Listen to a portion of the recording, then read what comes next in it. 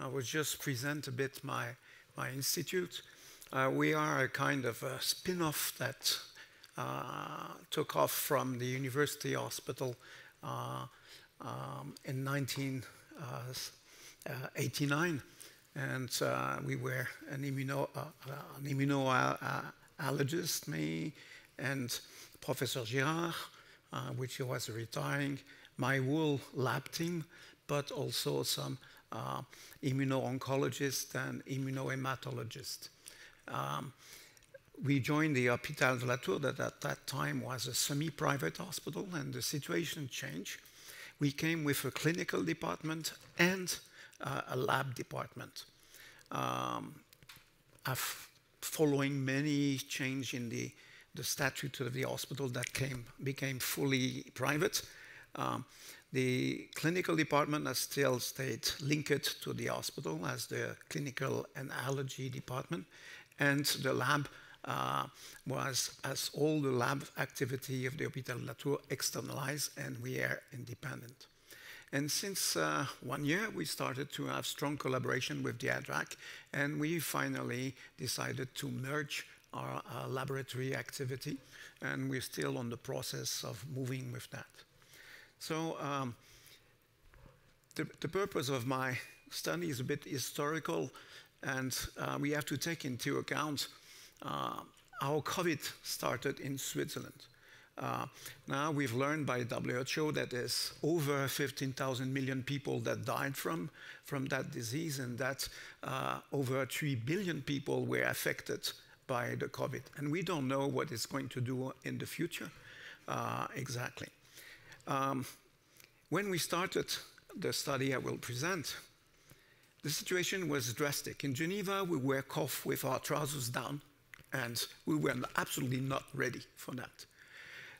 Urgently, the hospital made a COVID center, and in the first 15 days, we had 10 doctors and 6 nurses contaminated, and we didn't know if we could maintain the service or not. Until we went with the director of the COVID center to the director and say, look, you've closed all the operating rooms, so there's no more surgery. Give us the protection material used in the surgery. And then we stopped all epidemic with that. We had a changing room where we took all our house dress and shoes, and we dressed completely for the time we had to stay in the COVID center. But with that, another measure was taken by our authorities in Geneva. They decided that all the practicing doctors, whatever their specialty, had to close their office to stop the propagation. So that means for the laboratory, we had nothing to do, no more clients. Then we were interested to know what becomes of our people. PCR was not really available in large quantity, so there was a contingency. Only people very sick needed to have it, and then we found out that it would have been more useful if we took intermediate case to be sure before they propagate the virus. But that was the philosophy. So we decided to study what happens in the survivors and in those that recovered simply from that, and to follow that. That's to move, it's there. So the aim of the first study was in collaboration with the COVID Center. We had to verify a questionnaire, a simple one with 10 questions and a more complete one to see if it was possible to select the patients before doing PCR, which was not really available. And we decided to take this opportunity to start a study. So we had selected 54 convalescents from the first wave, among which 10 doctors and their family, and then patients from our home department, because we maintained the clinical department open. We also recruited 35 normal controls that were not contaminated yet, with 2 wishes for them. One, that they remain all the time without contracting the virus, and another one, a bit more guilty, that they would contract the virus so that we could study their serum and their cells. So those patients accepted, and you know, It's not that easy to give their blood during a full year every month, so that we could make a kinetic of what is happening. And after that, they were even asked if they would give 50 milliliter of serum that Lester and Daniel could use for the development of memory T cells. And then we could put the data together. So, oops, no. The other problem we had is that everybody was on the market. And there was up to 250 propositions for various kits for that. And not all of them were very good. Some were just absolutely untrustful. So we tested a lot of them. We started a collaboration with many COVID centers in Europe. And we checked the repeatability and the stability. We also submit our samples to external controls to see if we agreed with the results. And then finally, we submitted our test to UKNEQUAS control, quality control. That's an external control. And we keep on following, recruiting patients. That meant also a lot of organization because we had to organize appointments. And so we kept the institute busy with that. And soon, mouth-to-mouth talk that we were overcrowded with patients wanting to be tested. So we came with two tests that came out. One was Sugentech. It's a test that is produced by the South Koreans. It's a startup backed by the state, and we're using the experience of two universities of South Korea. And then we choose the Euroimmune, which we will keep all along for the 3-year study because it was quickly recognized as a good, reliable test by the various COVID centers in Europe. And we registered to the UKNEQUAS. And with the idea that if the disease was going to last a long time, we had always the same reference, despite the fact that new technology came that were perhaps more precise. The idea of being able to compare all the data throughout time was a major component of ID. And we quickly came to one conclusion. In the press at that time, it was said that immunity or humoral immunity didn't persist and that you lost it after 2 weeks. We absolutely didn't find that. We found that once you had acquired an immunity, if you had no underlying disease, after 12 months, it was still there. It went to a peak, and then it stabilized to a plateau. And some of those patients were still following that refused to be vaccinated and didn't get another COVID infection. It's still there after 2 years or 3 years. So it goes down a bit, but positive tests remain for a very long period. On the right trim, it shows the positivity of those tests for neutralizing antibodies. It doesn't speak about the quantity, which is another concern, and which allowed us to establish cutoff of what could be finally strong responders, good responders, and weak responders. And with the first wave, we found out that about 20% of the population were strong responders. We had good responders for about 60 to 70, and we had less than 18% of weak responders, half of them being iatrogenic. They were receiving treatments that depleted the immunity, and as soon as there was a window where the treatment was stopped, they raised their antibodies. And the others were immunodeficiencies.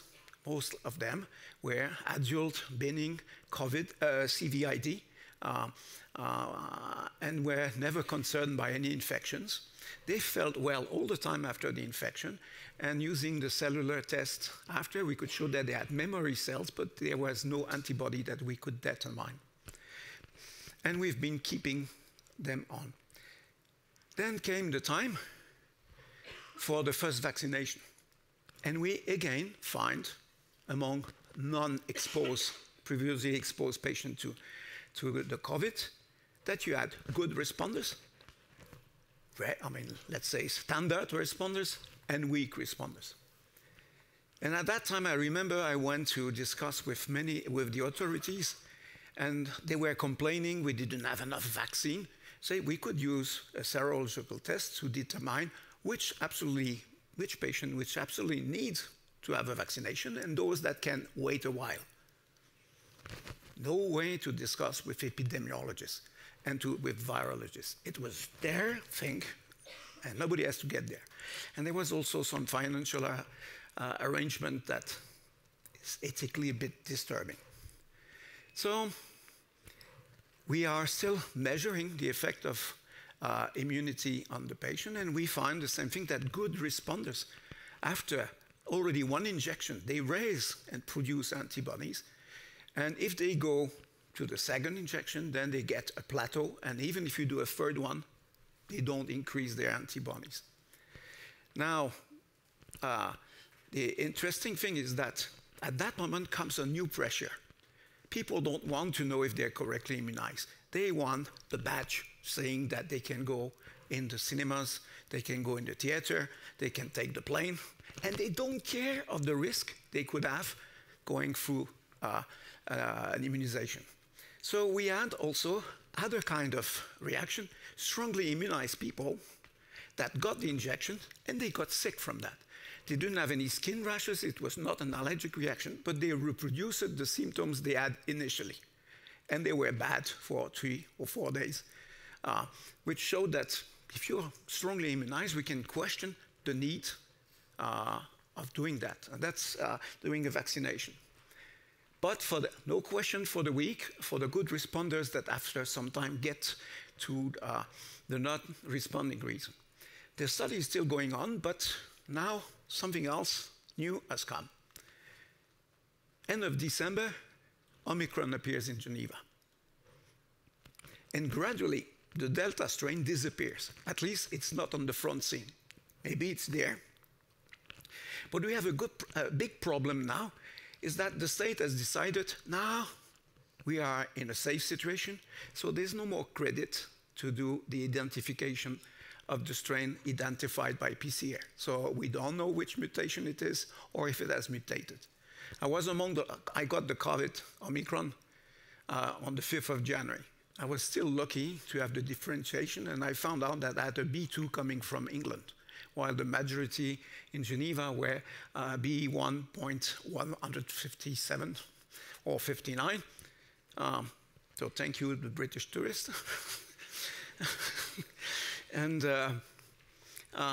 But now, impossible to know anything. The patient needs to pay 240 francs if he wants the differentiation. So nobody is interested in that. All the more now that you don't receive a QR code, so why bothering? Okay, so. And so we wanted to see what happened to the patient. Does the vaccination or previous infection attenuates clinical manifestation if you get the Omicron? No, it doesn't protect you at all. And we didn't find any statistical difference in clinical symptoms or in the duration of the disease between the naive COVID patient, you can still find some, and those that received 1, 2, or 3 vaccine. And that was confirmed also by the data of the COVID center of the hospital, and they were overcrowded, overwhelmed by patients that had received 3 vaccines, and they were complaining that they still got COVID, and they wanted to find a guilty person that they could blame. So it's a different thing. So we studied close to 100 patients now that we divided in 4 subgroups. Naive COVID patients that were naive prior to their Omicron infection, 9-Zager, okay, that absolutely don't want to have a vaccine, and children which had both Delta and Omicron strain infections, vaccinated patients with no previous Delta infection, and patients vaccinated after a previous U1 strain infection. So here's data using the anti-spike 1 coronavirus the classic one. And we can see that the COVID naive, they don't develop such a strong response to that antigen. So we were thinking maybe the antigen is different. There has been so much mutation that the classic test would not recognize it. Here we have infected Delta patient that got Omicron, but no vaccine, the 9-Zage. And here people that only the vaccine and Omicron, and there are people that had the COVID plus vaccine and Omicron. Regarding the IgG response and the ratio we obtain, but there's not much difference between the two last group, but this one were low. So we also look what was happening in those patients by taking previous serum. Many of those patients were patients from our clinic, so we can recover previous sample and see how they've changed. So that's why we can see here, COVID naive had nothing before, and you can see that it raised their antibodies. But interestingly, those that have been previously infected and got Omicron, then we had a reduction in their measure. While the other one, not surprisingly, just increased. But the thing that surprised us is that after Omicron, they boost their immune response. And it's also the case with neutralizing antibodies, which I don't show here, but it's exactly the same pattern. So we started a, sorry, I went a bit too fast, yeah, a collaboration with OMICRON, and we started to use anti-nucleocapsid antibody to detect immunity that would appear after having fight the Omicron. And what we can see is that, oops, sorry, but no,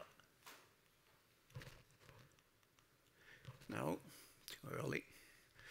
How can I get back to the screen? Excuse me. Yeah.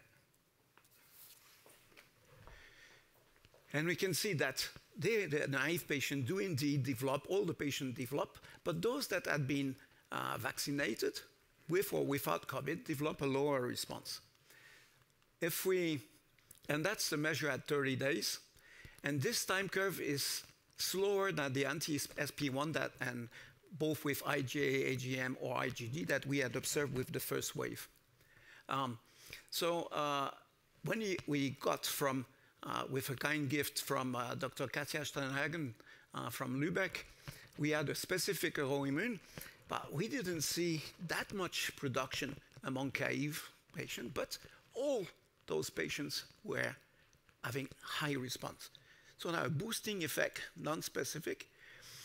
Maybe we should do more analysis, do inhibition tests to verify, but in the practice, it doesn't bring a real new information that we got before. We got even only a much higher signal, meaning that we have the information there. I'll switch this one. It's about the same things. It's just to compare the classic response with the new one, and the new one, everybody is similar, which is not the case in those groups. This is what we have actually to establish the mean of the Omicron, and from that we can establish a Gaussian curve after to see also establish the good and the bad responders. And this is going on because we have only 3 months of experience. Another marker which we found very interesting is that all the patients that had the first wave, second wave, fourth wave infection, you could measure an increase of beta-2 microglobulin in the blood for the first 30 and 45 days. Then it wears off, which is absolutely not the case with the Omicron patients. There's absolutely no increase. And somebody spoke about eosinophils. I didn't present the data, but we find also very important difference between the Omicron infected. So the release of beta-2 indicates that there's probably a CD8 involvement, and then it's more a CD4 involvement in the new epidemic. So the conclusion, it's that Omicron behaves differently clinically. It lasts only 2 days. It's minimal symptoms than the previous Wuhan-derived strains Beta and Delta.